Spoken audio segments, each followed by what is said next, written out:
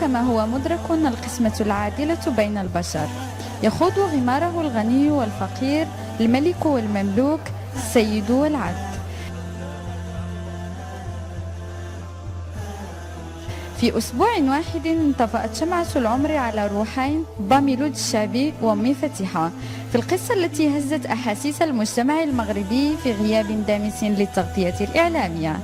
ولم يقف الأمر عند هذا الحد، بل ممارست الزبونية والمحسوبية حتى في تشييع الجثمان إلى المثوى الأخير.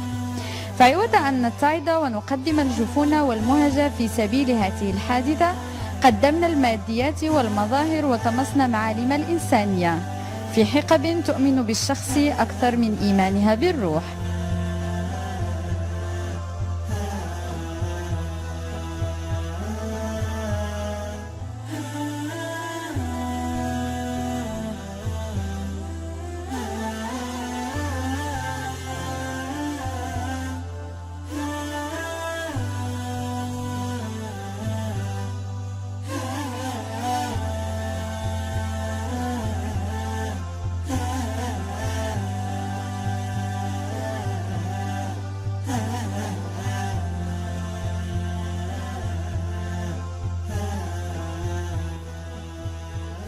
أمي فتيحة التي ولدت في صمت وعاشت تحت سقف المعاناة من أجل الصمود أمام كدر العيش ومعاناة الحياة، ترحل في هدوء كأنما قدمت روحها إلا انتقاما لذنب اقترفته، والحقيقة أنها قدمتها دفاعا عن كرامتها. ودعت إلى مثواها الأخير بمشيعين من معارفها وعائلتها وجيرانها في غياب تام لحضور السلطة المسؤولة أو التغطية الإعلامية.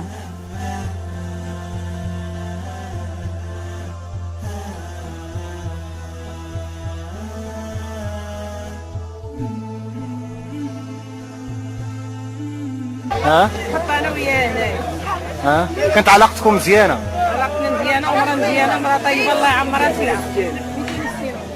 وملي سمعتي انها ماتت كيفاش كانت ردة الفعل ديالك؟ ملي سمعتها ماتت الماكله دابا ما كناكلش مزيان. بقاش عمري ما شتا كدابت ولا كتغابت. بقات فيك؟ بقات فيا بزاف، بقاش حقره.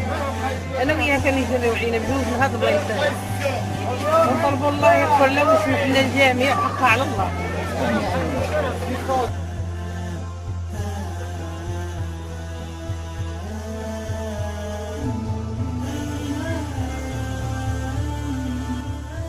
في الجانب الآخر تشيع جثمان باميلود الشعبي أو بالحاج، الملياردير المغربي، الرجل المحبوب الخلوق الذي صنع كل شيء من لا شيء، في حشد يضم جمعا غفيرا من رجال السلطة ومن أكابر الدولة بحضور قامات إعلامية.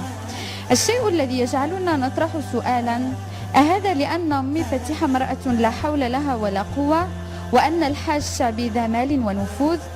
ما لا نعلمه أو ننكر علمنا به هو أن المال والجاه لا نحزم حقائبهما معنا في سفرنا الأخير، ولا يرافقاننا إلى مثوانا المستقر. نحن سواسية أمام الموت شئنا أم أبينا، وسنقف وجها لوجه أمام المطلق، ولا من محامي ولا معارف ولا وجهاء يتوسطون لنا. هذه الواقعة يجب أن تكون درسا في حياتنا كأفراد أولا وكمجتمع ثانيا، لا أن نقيم الحداد لأيام ونتغاضى الطرف عنها. وأخيرا لا يسعنا إلا أن نقول إنا لله وإنا إليه راجعون. رحم الله أمي فتيحة وباميلود الشعبي.